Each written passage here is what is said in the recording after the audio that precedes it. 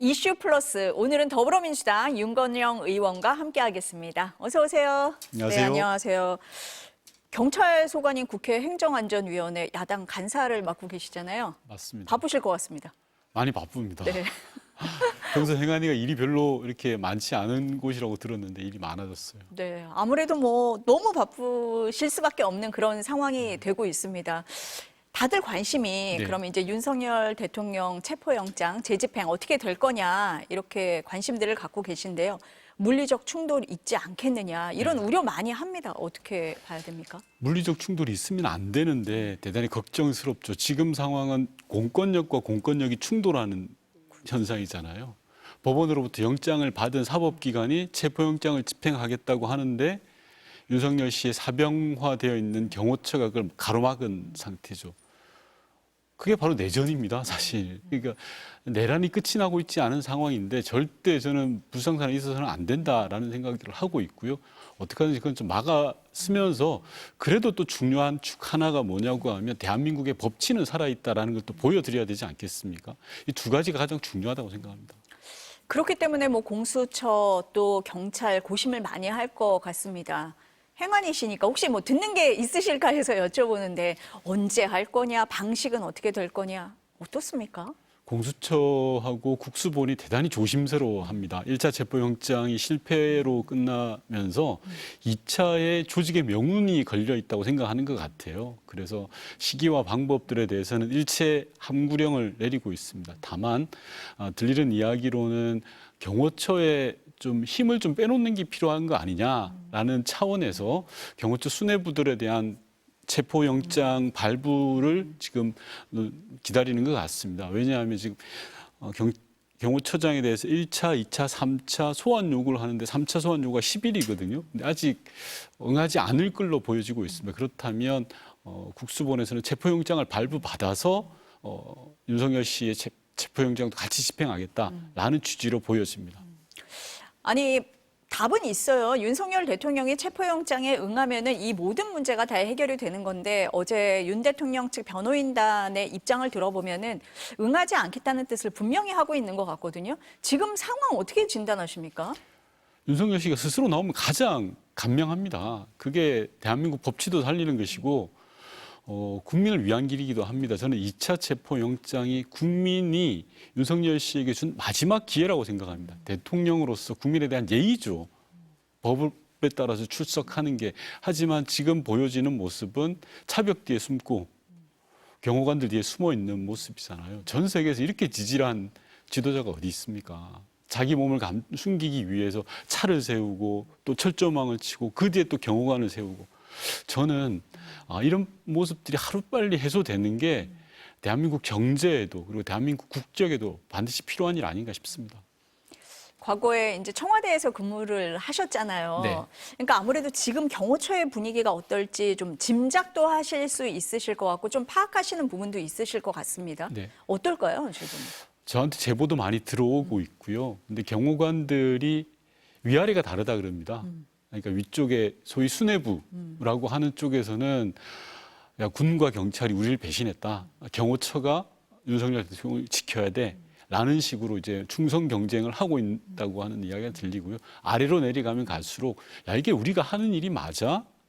경호관으로서 하는 일이 아닌 것 같아. 왜냐하면 법원에 의한 영장 집행이잖아요. 그걸 우리가 막을 수 있어? 라는 그런 불만들이 굉장히 많이 나온다고 합니다. 심지어 윗선 소위 말하는 그 충성 경쟁을 하고 있는 경호처 수뇌부에 대해서 저게 제정신인가 미친 거 아니냐라는 식으로도 이야기하고 있는데 다만 이런 것들이 집단적으로 이야기를 하고 있는 상황은 아닌 것 같고요. 참고로 문재인 정부 청와대에서 일을 했던 국회의원들 오늘 20명 넘게 국회에서 입장을 발표했습니다.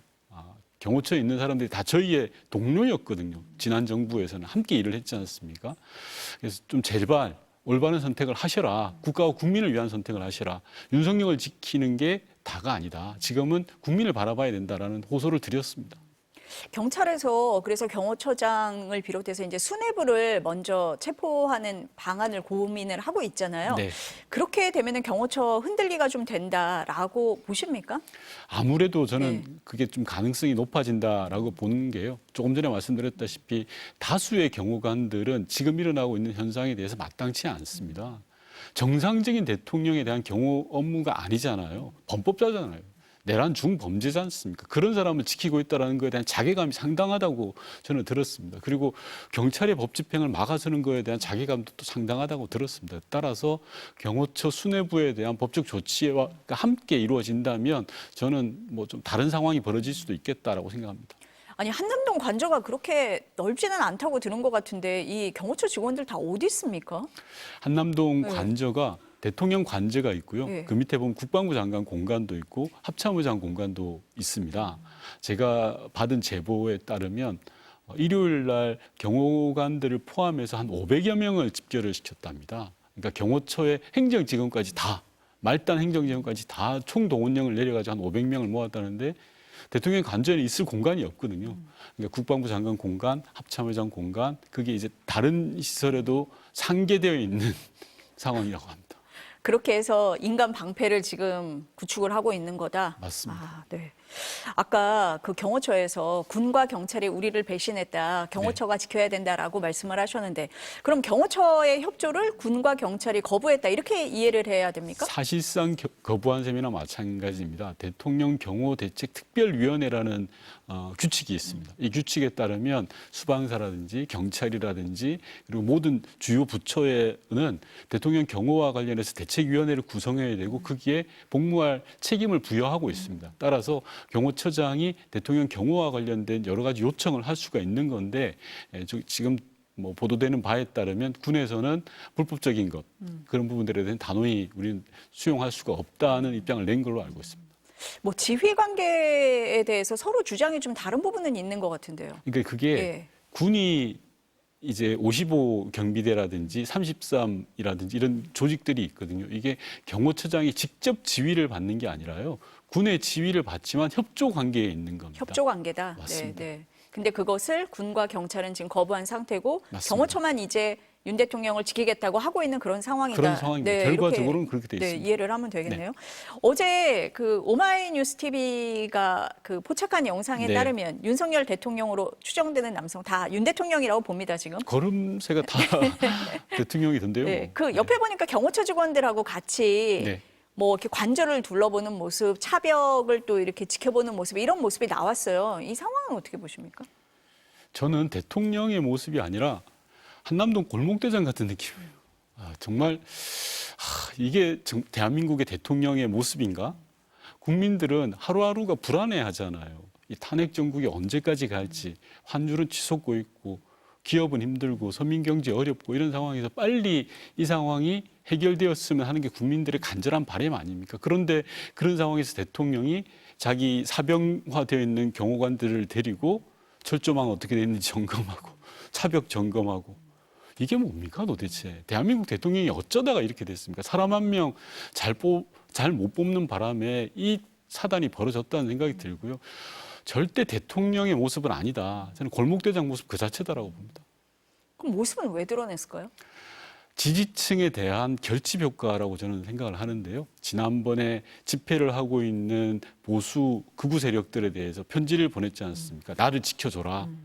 뭐 보수 우익이여 총걸기하라라는 편지를 냈고 곧 이어서 윤상현 의원을 통해서 또 자기 관저로 들어오라고 했지 않습니까? 저는 충격받았던 게요. 한남동 관저 앞을 지켰던 국민의힘 의원들 밥이나 먹고 가라라는 말이 정말 그게 대통령으로 할 수 있는 말인가 싶습니다.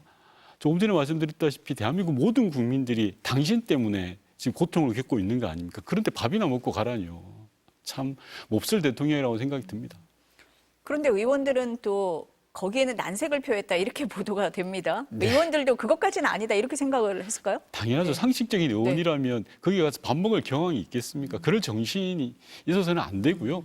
그보다도 먼저 한남동 관저에 가서 대통령을 지키겠다고 하는 국회의원의 그 정신 상태가 저는 잘못됐다고 생각합니다. 지역구에서 선출된 국회의원인데 통상 국회의원이 정치적인 여러 가지 이해득실에 따라서 행동도 하고 말도 할 수 있는데 금도라는 게 있지 않습니까? 넘지 말아야 될 선이 있지 않습니까? 법원이 발부한 영장을 경찰이 집행하러 가는데 그걸 막아서겠다라는 게 뭡니까 도대체? 그건 저는 대한민국 국회의원이라고 보기 힘들다 그렇게 생각합니다. 그러면은 거기에 간 의원들은 뭘 보고 있는 겁니까?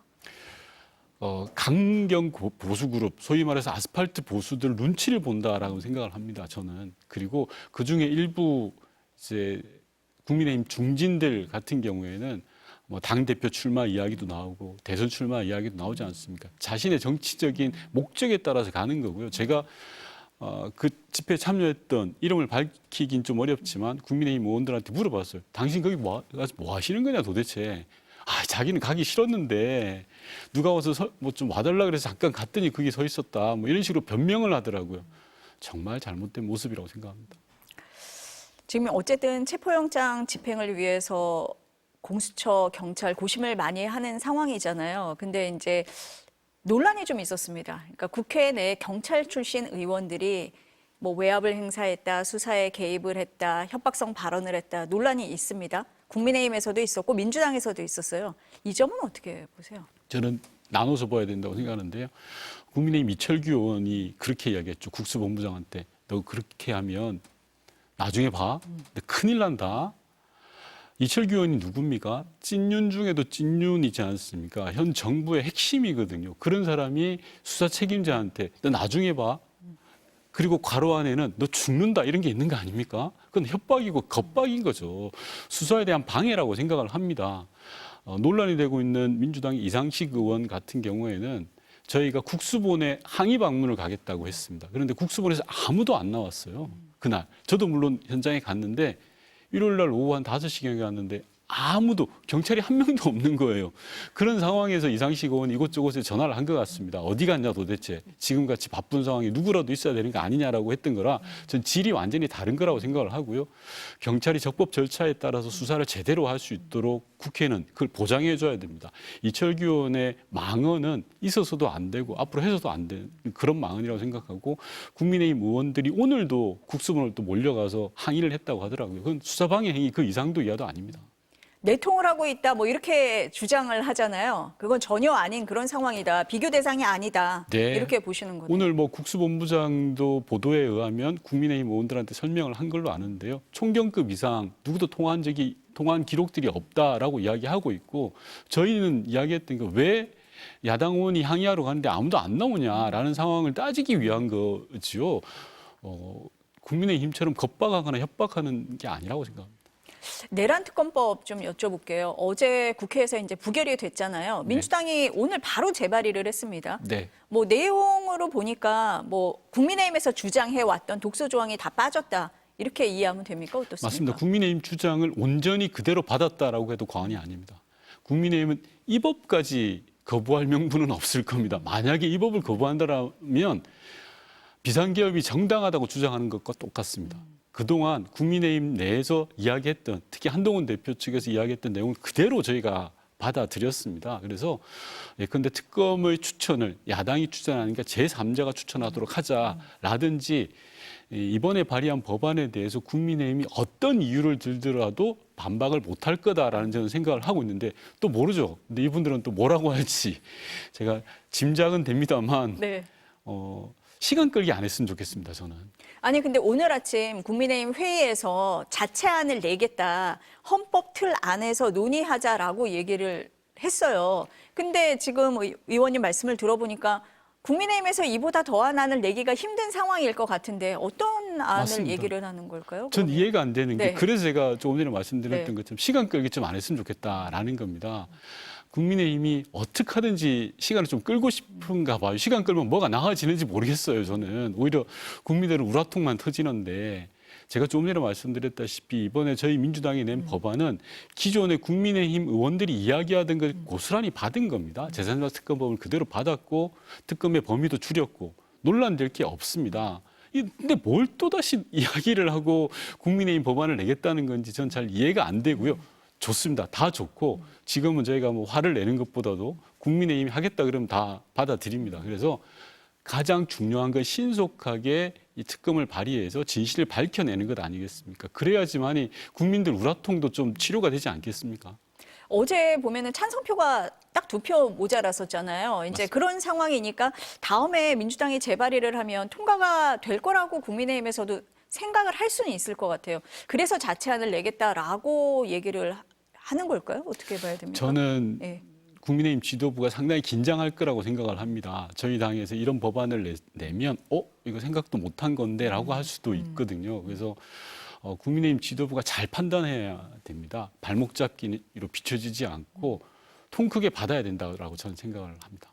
근데 어제 그 본회의장에서 권성동 원내대표가 뭐 김예지 의원이나 안철수 의원을 찾아가서 얘기하는 모습도 포착이 됐었고 김상욱 의원에게 탈당 얘기까지 했었잖아요. 다 보도가 됐잖아요. 그런 네. 상황이 압박을 하면서 어쨌든 좀 단도리를 할 것 같은 생각은 들거든요. 어떻습니까? 그건 단속이 아니라요. 네. 겁박입니다. 당의 대표가 일개 개인 의원한테 가서 너 제대로 표 안 찍을래? 탈당해. 이건 겁박이죠. 협박이죠. 국회의원은 한 명 한 명이 헌법 기관입니다. 자신이 판단할 권한이 있고 그것대로 해야 될 의무가 있는 건데요.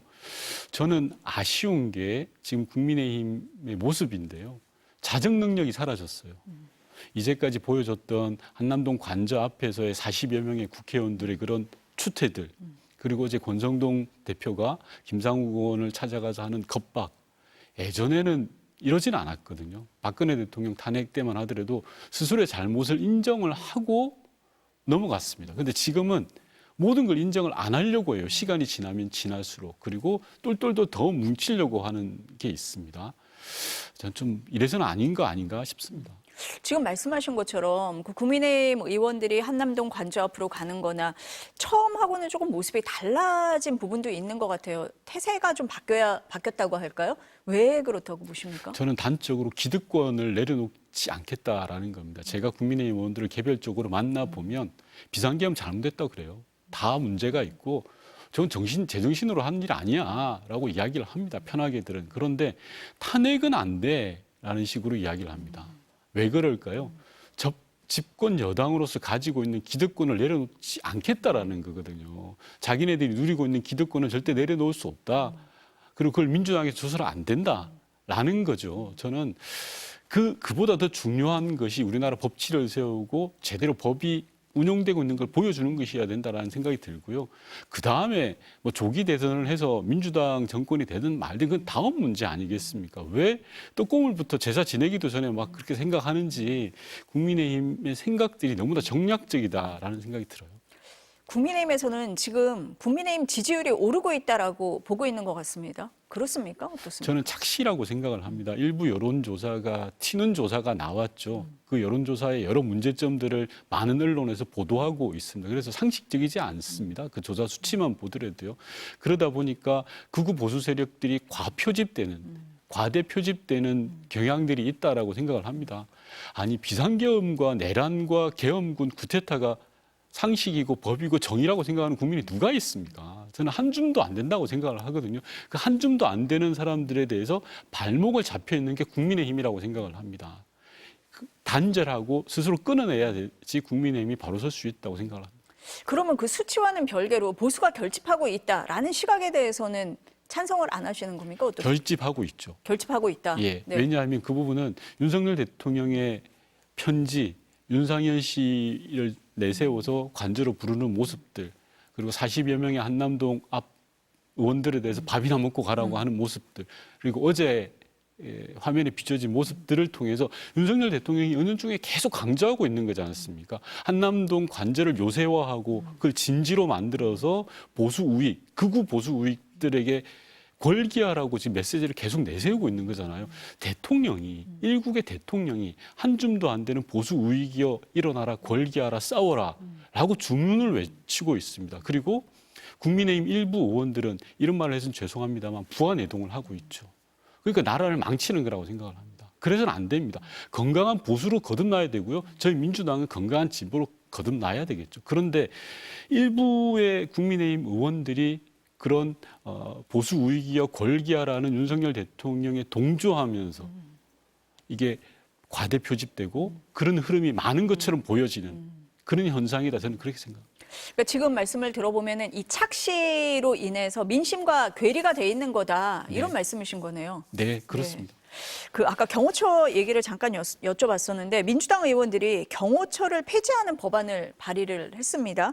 경호국으로 만들어야 된다라는 아닌데 이게 어떤 주장일까요? 경호처 스스로가 만든 자업자득입니다. 경호처가 지금은 별도 독립기구로 되어 있지 않습니까? 전 세계에서 독립기구로 해서 주요 인사를 경호하는 나라가 그렇게 많지 않습니다. 저희는 이제 군부 독재의 그런 흐름들, 영향이 있었기 때문에 차지철 경호실장이라고 네. 아시잖아요. 절대 권력을 흔들었지 않습니까? 그런 과거의 역사적 흐름 속에서 지금까지 오고 있습니다. 이런 문제들이 여러 있어서 그동안 경호처에 대한 개혁 조치들이 많이 나왔습니다. 그 중에 하나가 경호처를 독립기구로 두는 것이 아니라 경찰 산하로 집어넣자. 그래서 경호국으로 만들자라는 이야기가 여러 차례 나왔거든요. 그 이야기가 지금 또 나오고 있는 거고 경호처의 최근에 그릇된 행태로 인한 자업자득이다라고 보시면 될 것 같습니다. 근데 윤석열 정부 들어와서는 경호처의 권한을 더 늘리는 쪽으로 규정을 좀 바꾸려고도 했었잖아요. 시도했는데 그게 네. 불발됐습니다. 네. 김용현 처장 당시에 경호처가 주변 관련된 부서를 실제로 운용할 수 있는 권한을 국무회의에서 시행령으로 만들려고 하는 것들을 야당의 반대로 제대로 할 수가 없었고요. 경호처가 정부마다 많이 바뀌었습니다. 그전에는 대통령 비서실에 포함되어 있을 때도 있고요. 지금은 완전히 또 떨어져 있습니다. 그렇죠. 비서실과도 별개로 나눠져 있고요. 그래서 여러 부침을 겪었는데 경호처의 최근의 모습들을 보면서 개혁 방안의 하나로 지금 경호처를 경찰청 내외 경호국으로 만들자는 이야기가 나오고 있는 겁니다. 그때 만약에 그 규정이 바뀌었으면은 지금 군하고 경찰을 경호처가 다 지휘할 그럼요. 수 있는 그런 상황이 됐겠네요. 당연합니다. 네. 그리고 지금 경호처 내에서 소위 일부 핵심 수뇌부들이 김용현 경호처장 시절에 만든 뿌리들이 지금 남아 있거든요. 그런데 거기에다가 사람이 그렇다는 거고요.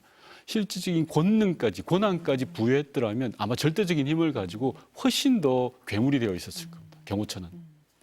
마지막 질문이 될 것 같은데 그 최상병 순직 사건 관련해서 박정훈 대령에게 오늘 군사법원이 무죄를 선고를 했습니다. 네. 의미 어떻게 보세요?